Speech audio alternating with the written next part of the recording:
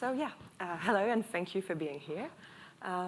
So today I'm going to talk about how XR4Europe is contributing to the development of XR in Europe.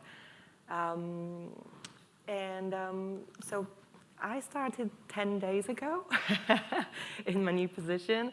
I'm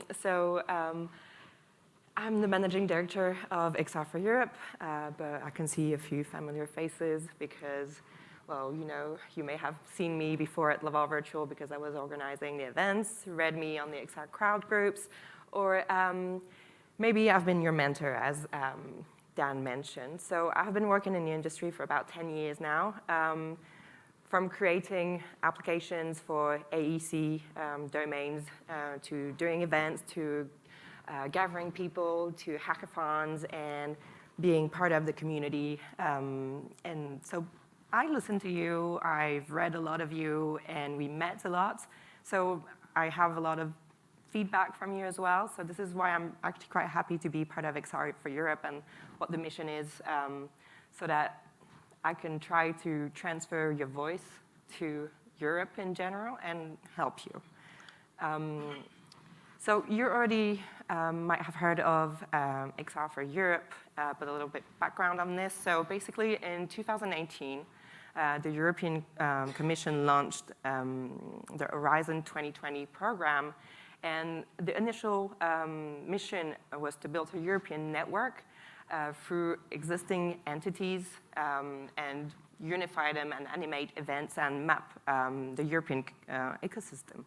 And it was called XR4 back then, so that was the first mission that we had.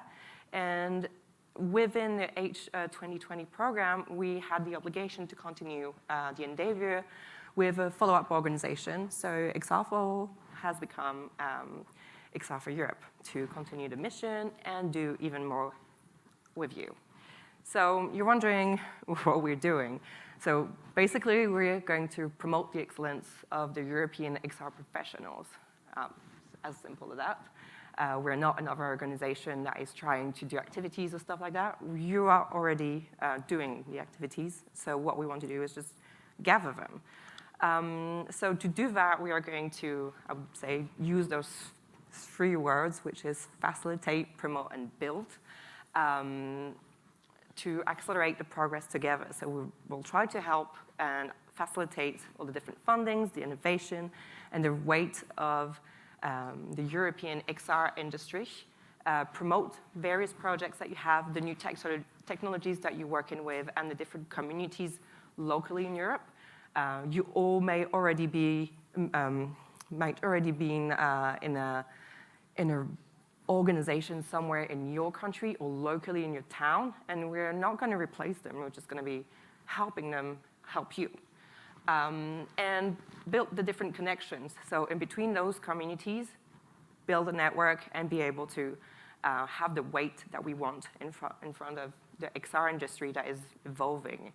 And yeah, the knowledge and the bridges in between the various ecosystem in Europe, but also throughout the world. So being like a center point. So we are going to gather everybody from within Europe and then spread you throughout the world, hopefully. So the why of who we are and why we're standing here, and I'm going to give you like my vision, and it's probably a very, very, very big shortcut.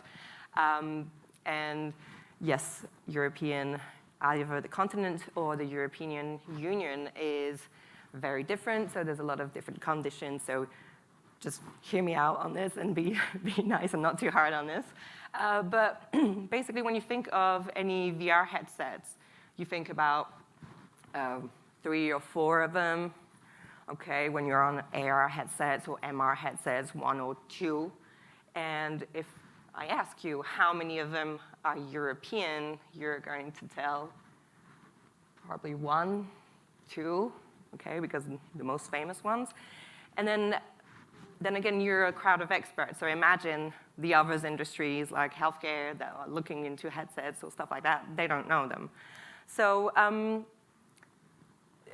yeah, so there are two major markets which we are, I would say, competing with, which is America and Asia. And there are two major countries there that we all know of. And they're basically holding the market on hardware, for example. So we are over 20 countries in the European Union, 40 in Europe in general. And, well, if we are so big, we should at least have a competition that is equally the same. So why are we a little bit behind? And it's because of being 20 countries, there's 20 different, or 40 different countries, there's 20 or 40 different ways of doing locally. We all have regulations, we all have different grants locally, but we want to be able to gather all of this information and spread it to you. So we would be more like a pinpoint to show you, like, okay, this is a new grant coming out here. There's a new ask or demand from the European Commission on all of that. So trying to gather all the different information, the different events that are happening, the different,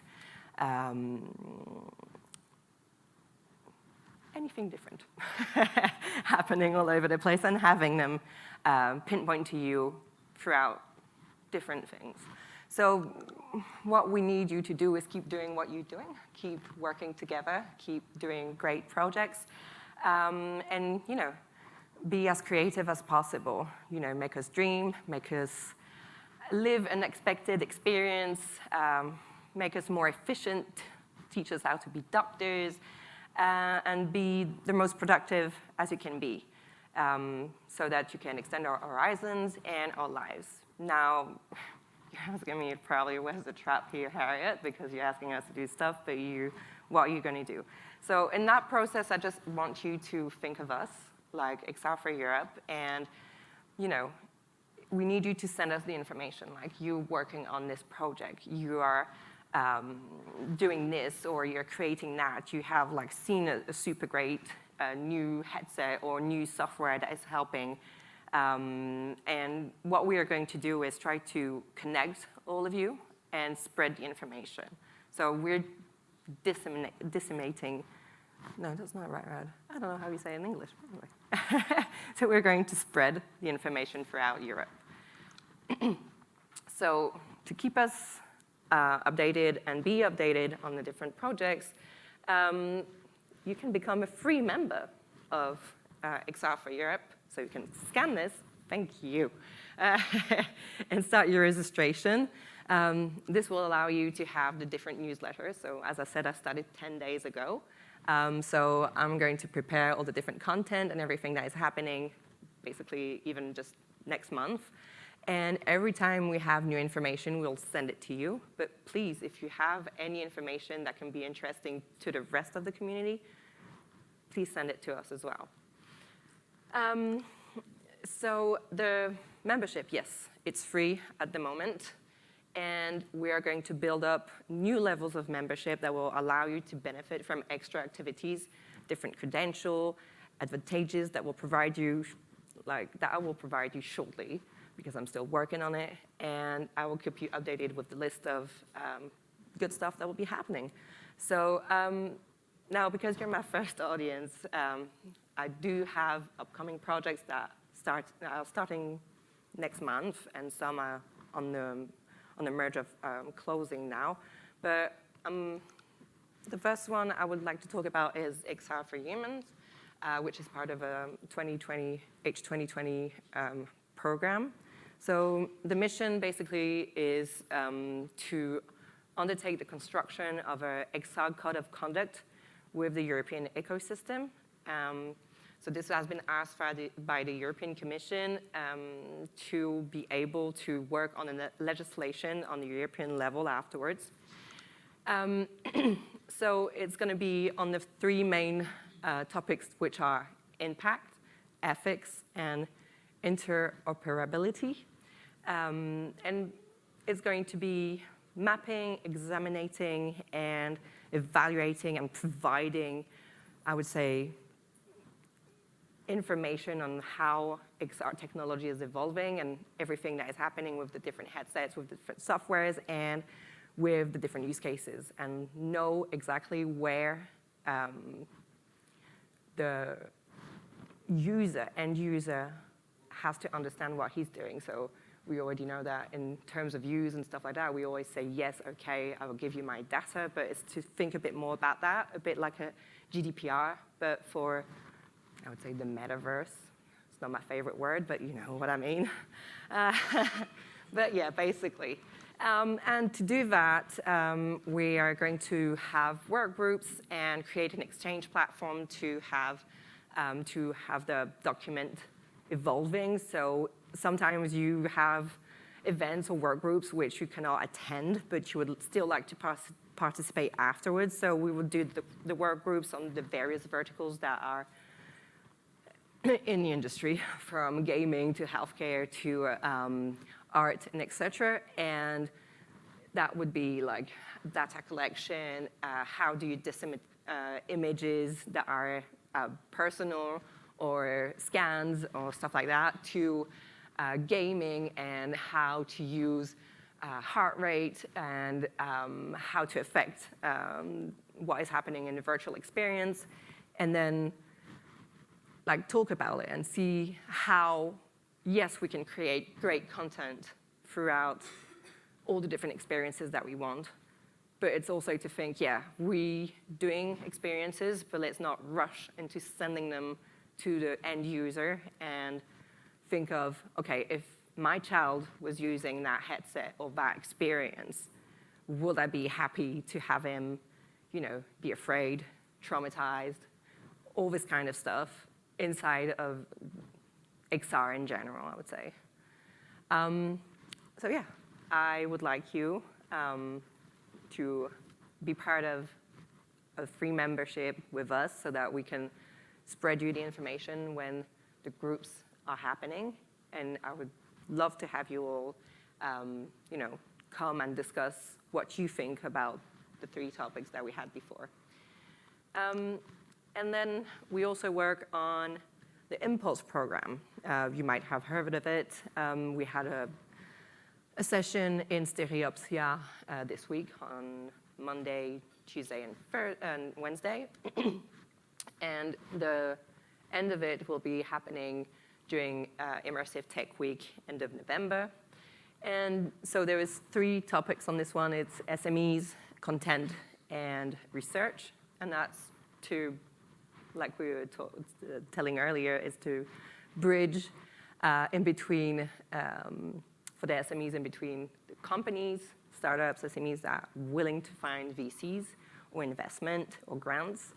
Then for the content is to be able to promote and to expand their market as well, because it's not the same, I would say, issues depending on what you're working on. And then the research is to bridge the gap in between academia and the rest of the companies or enterprises. So I was a little bit quicker than I expected. And because it's my first talk, I didn't know how much I would say. But yeah, if you have any questions, just a little note. The next events happening, and I don't know if you know all of them, but there's the Nordic Forum happening beginning of next month, the GIF, Geneva International Film Festival, Match XR, and then Immersive Tech Week. But if you send me your events, local events, I can also share them in the newsletter. So feel free to send me the information, and then I will be able to share your event with our community. So thank you very much. Do you have any questions?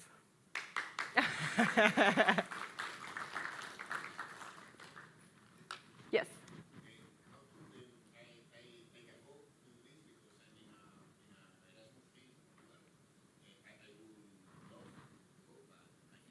Mm-hmm.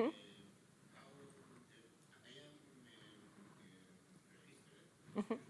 This is okay.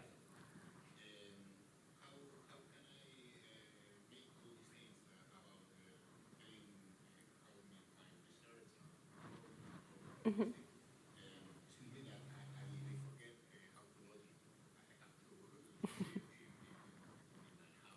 Mm-hmm. Well, I do not have all the information on exactly what they're going to do because as I said, it just arrived, so it's more of gathering all the information right now. I know that the Nordic Forum, the first day is in their local language, and then the second day is in English. So the first day might be a little bit complicated because I don't think they have translation. Is Keith here? No. The Geneva International Film Festival, I think they have a little bit of remote, but it might not be the whole event. Match XR is on site. Immersive Tech Week, I don't think they have. Is Pierce right now? No, he's not there as well. So yeah, they did last year have the sessions recorded. I don't know if they put it in their platform afterwards, but maybe they will record them again this year and see them afterwards. You can maybe see them afterwards. Go ahead.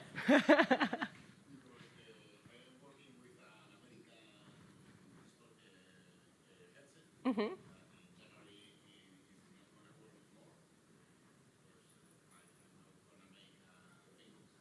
Mm-hmm. Yeah.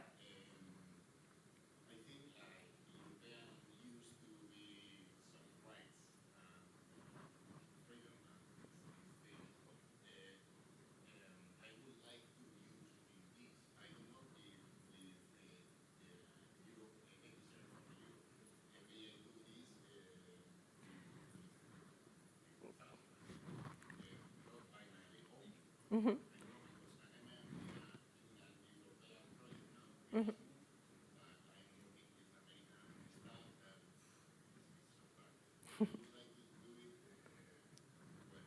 Yeah. Well, what we try to do is to have people, like, we have projects, we would like to do something. And then we go to the brands and say, listen, is it possible to have a headset for at least, I don't know, a month of lease?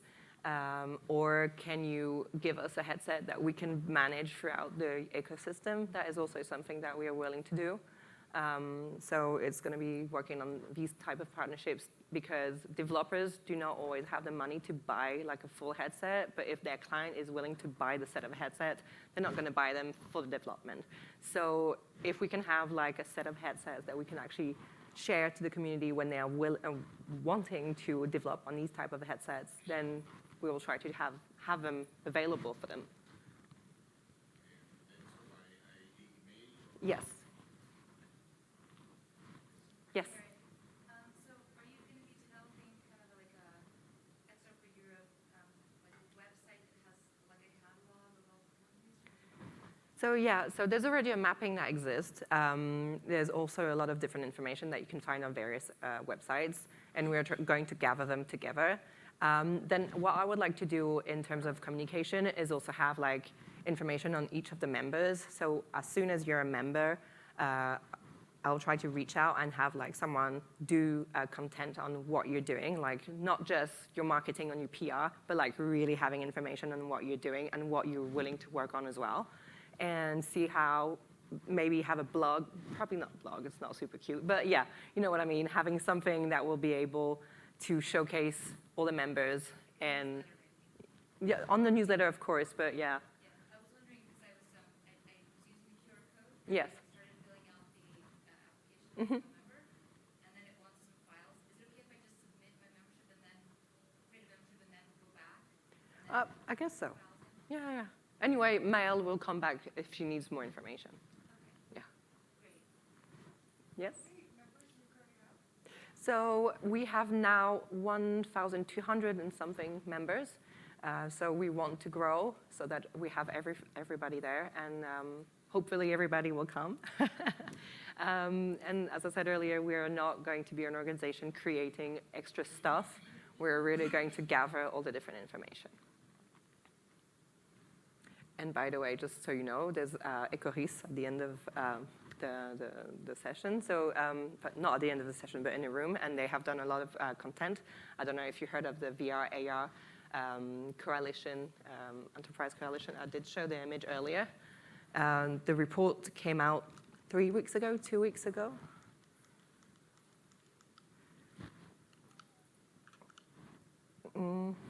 Is it not coming back?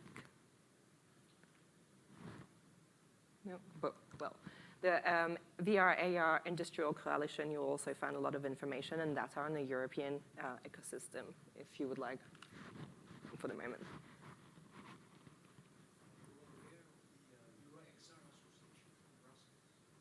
Yes, XR Valley? No, Euro XR. Oh, yes. Why two organizations? We're not on the same level. They do what they do, and we help them. That's the point. We're not going to be another organization organizing events or stuff like that. We have a specific mission that has been given to us by the European Commission, which is to gather the community and have a weight.